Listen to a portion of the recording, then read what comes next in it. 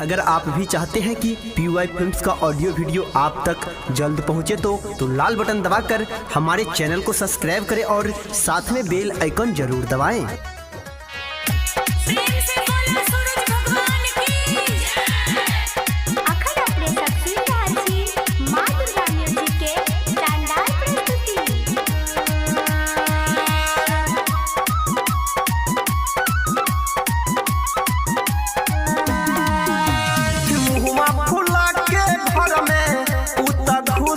छई हो हम हुआ फूला के घर में उता घुसल छई हो छठी मैया के पावन करैला मौगी रूसल छई हो छठी मैया के पावन करैला मौगी रूसल छई हो।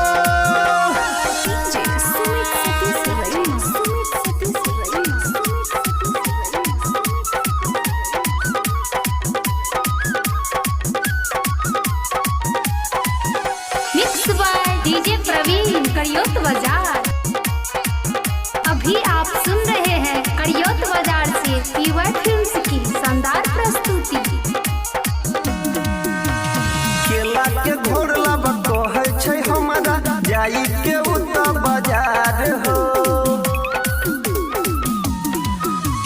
जेबी में हमरा नै छै रुपैया छियै हम बड़का लाचार हो केला के घोरला बकोहै छै हमरा जाई के उता बाजार हो खाना नै खेलकै भोरे सौत भूखल छै हो खाना नै खेलकै भोरे सौत भूखल छै हो छठी मैया के पावन करैला मौगी रूसल छै हो छठी मैया के पावन करैला मौगी रूसल छै हो।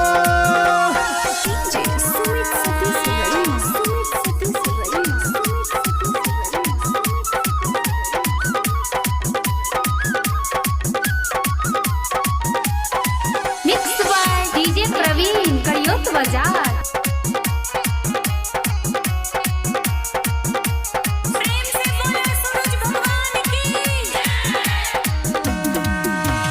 कितनो मनाबी वो करह तो बात नहीं हमर मानै छै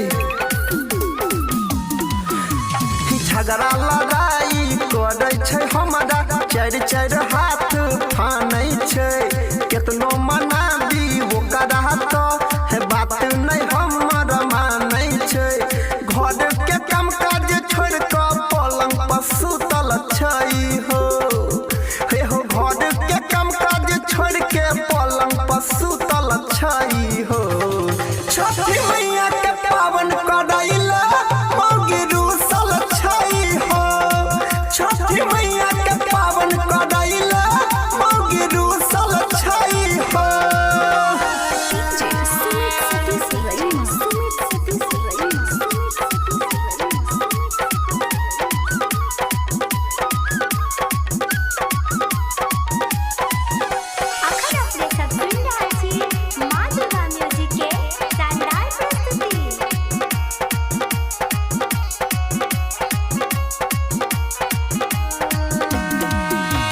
शादी के मतलब छै बर्बादी आइ हमरा बुझाइ छहो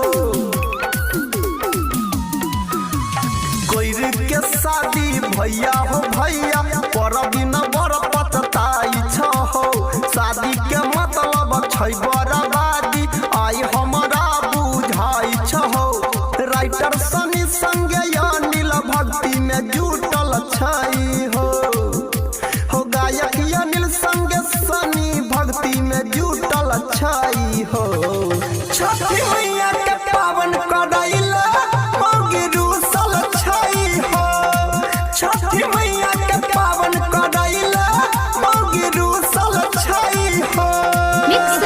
डीजे प्रवीण करियोत बाजार।